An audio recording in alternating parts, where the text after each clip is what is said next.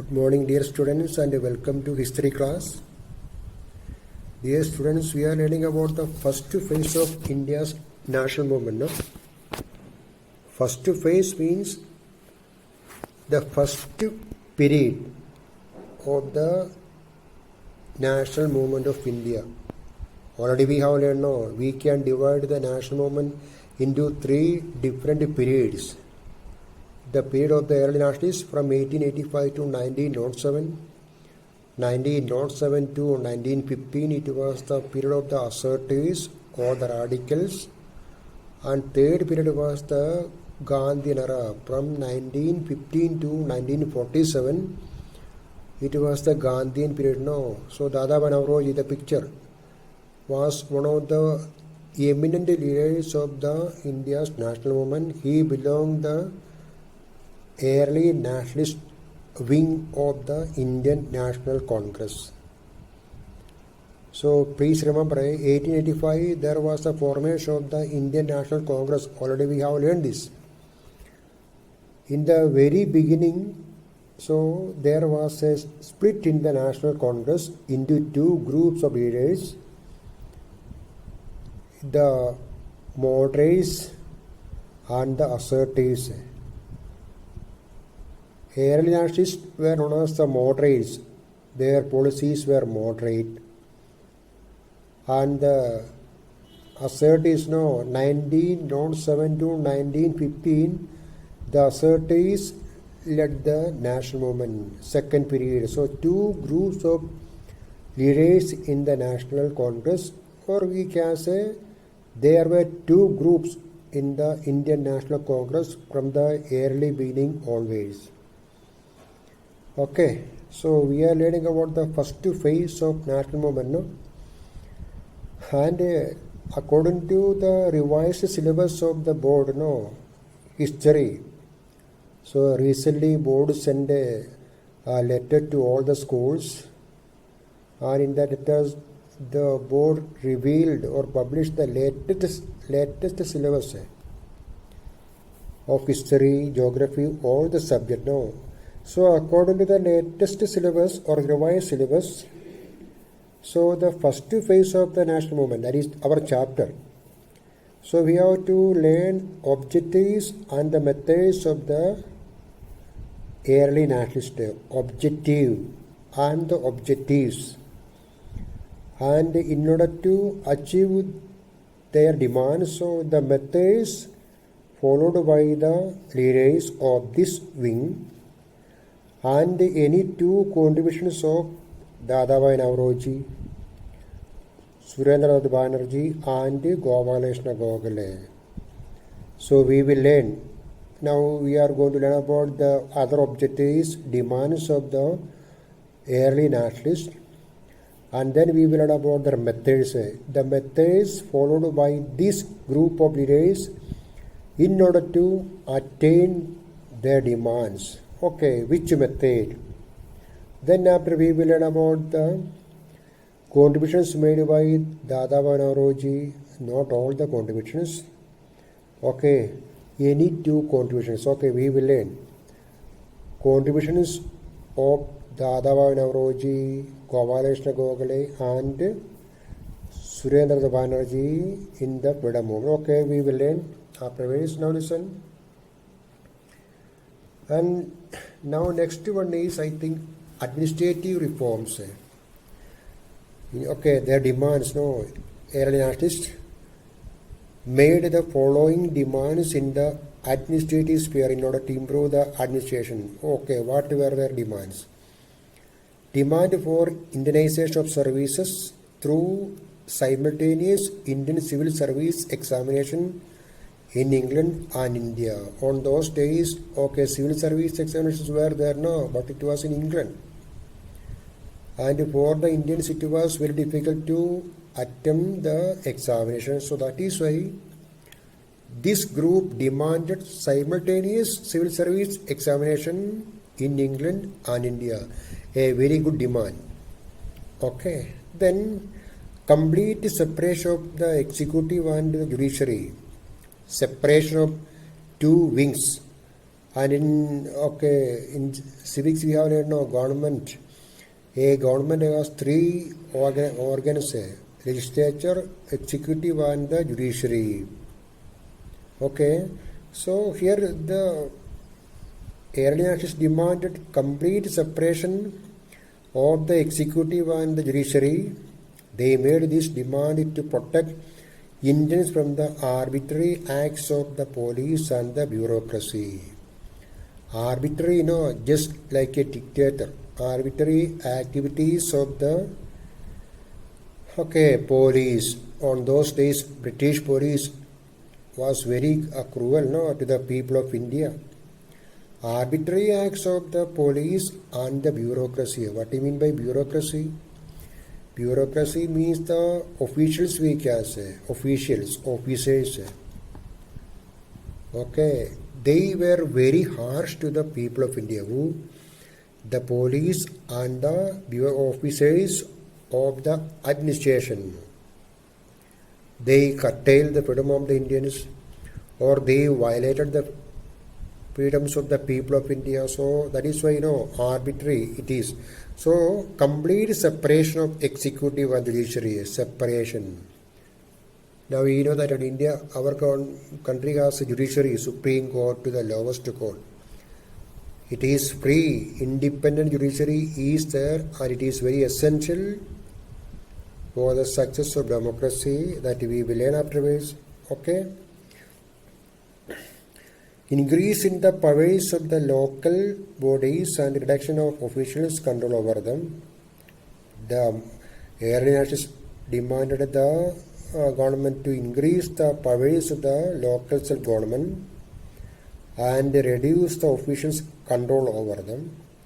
Repeal of Arms Act, License Act. Repeal means withdrawal of the Arms Act and the License Act.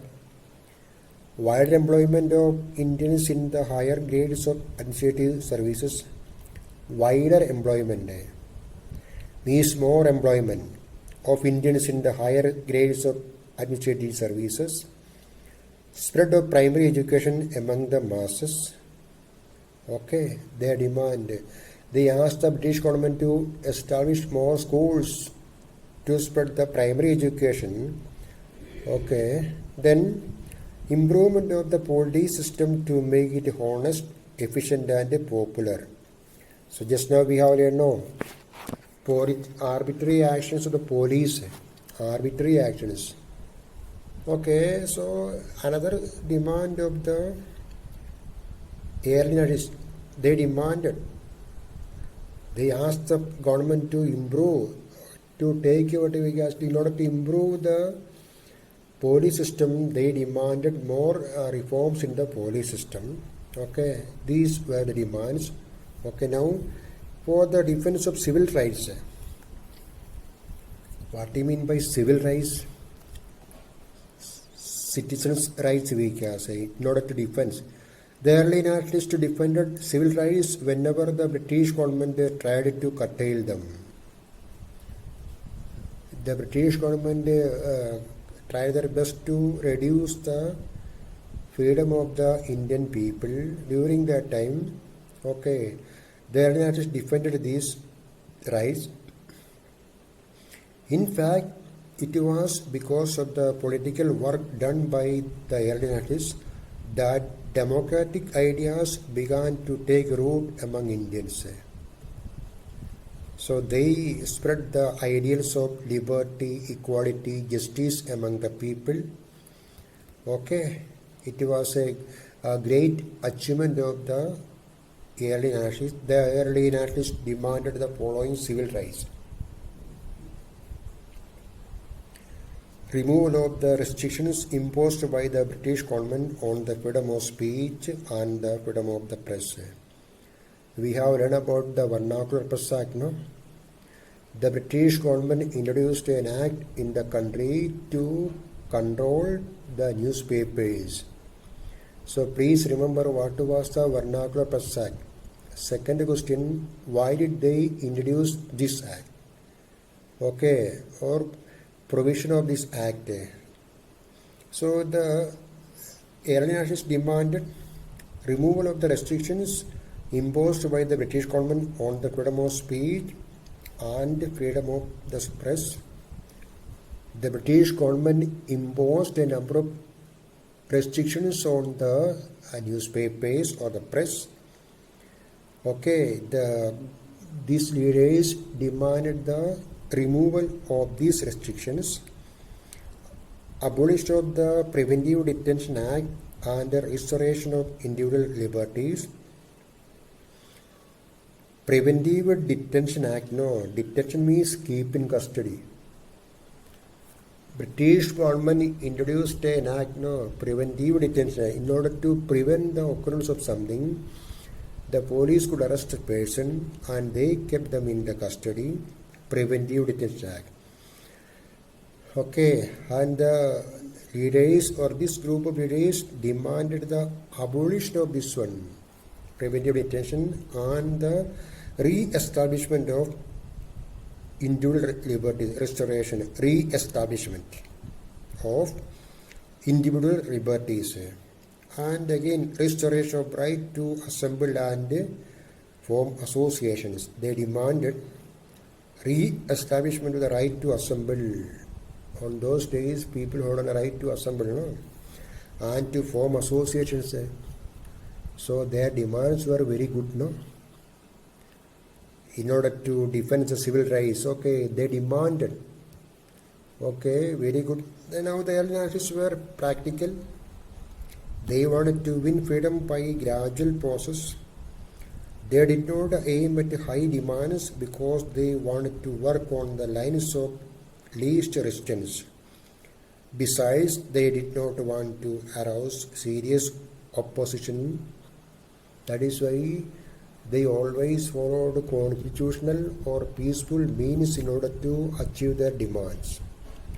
So objective, regarding the objective, what was the main objective of this group of leaders? So please remember, attainment of self-government within the British Empire. Attainment of self-government within the British Empire was the most important objective of the early nationalists. If this question is in the board examination, what was the main objective of the group of leaders, of this group of leaders? Then you can write attainment of self-government. Self-government means government of a country by its own people. That is the meaning of self-government. Government of a country by its own people. Attainment of self-government was the most important attainment of self-government within the British Empire. They did not demand a complete independence or Purna Swaraj. Okay. So, and other objectives we have learned. Objectives.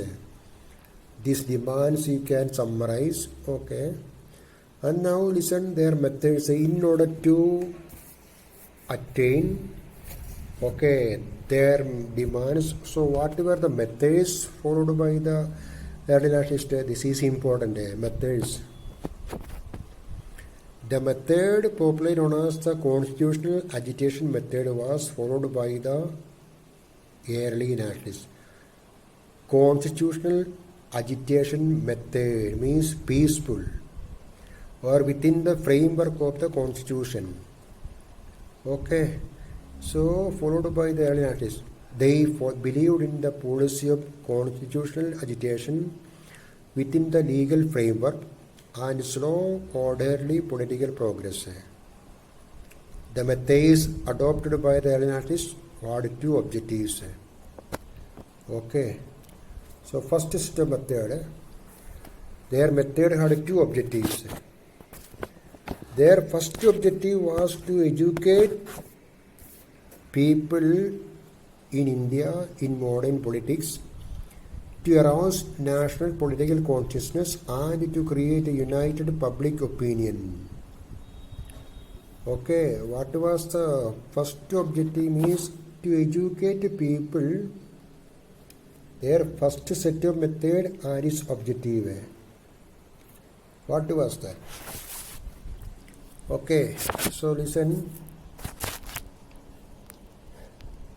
their first objective was to educate people. Which educate? Political education. In India, in modern politics, to arouse national political consciousness and to create a united public opinion. For this purpose, they relied on the following methods. So, what were the methods followed by this group of leaders to give political education to the people of India? Or how did they give political education to the people? How did they give political education to the people of India? So for that they held meetings where speeches were made and resolutions for popular demands were passed. Okay. There were many meetings. They held meetings. In this meeting, they delivered speeches and made resolutions for popular demands were passed. Then they made use of the press to criticize government policies. One of the most important source or the method, they established or started a number of newspapers, periodicals, magazines, and through these mediums, they criticized the policies of the British government. Okay. On those days, there were many newspapers. An example, Kesari Maratha. Kesari and Maratha were the newspapers started by Balaganga Tilak in Maharashtra. One was in Marathi language and second one was in English language. And these two were his mouthpieces. So like that, Lala Lajpat Rai, many leaders started newspapers, and through these newspapers they informed the people what happened in the country. They criticized the policies of Britishers, so they were able to educate the people through the newspapers. Then they sent memorandums. What do you mean by memorandum? A written message. They sent memorandums and petitions to government officials and the British Parliament. These petitions were carefully drafted with facts and arguments. Though these petitions were addressed to the government, their real aim was to educate the Indian people. After drafting the memorandums, so they clearly drafted the memorandums and then they published these memorandums in the newspapers. People came to know about the demands of this group of leaders' memorandum. Okay. So listen, in order to give political education to the people of India, the early nationalists convened a number of meetings. In these meetings, they delivered speeches about various topics. Okay. And then through the newspapers and other printed media, they criticized the policies of the Britishers. They informed the people about the happenings in India through these newspapers. Okay. And then they sent memorandums to the government. And now second set of methods. Second set. The second objective of the early nationalists was to influence the British government and the British public. Okay. Influence the British government and the British public. To achieve this objective, they followed the following method. In order to influence the British government and the British people, they made use of 3 P's: petitions, prayers, and the protest. They sent petitions, requests, and letters of protest to the British government to look into the problems of the Indians. Okay. 3P means petitions, prayers, and the protest. Petitions means the demand. Prayer means what they requested. Okay. And the protest. A British committee of the Indian National Congress was set up in London in 1889. Okay, which published a weekly journal, India, to present India's case before the British public. in order to influence the British government and the British people. So they followed three P's, which were the three P's: prayers, petitions, and the protest. Then they established a newspaper, started a newspaper, and the deputations of Indian leaders were sent to Britain. That I will explain on next video. So listen, the methods of the early nationalists, mainly known as what we can say the constitutional agitation method. Okay, so please revise, read the lesson. Okay, many times, and you must have a relation with the contents of the lesson. That is very important. For that, it is very important to revise the lesson many times. Okay, and tomorrow we will learn about the achievements. Okay, other things. So please revise and learn the lesson. Thank you.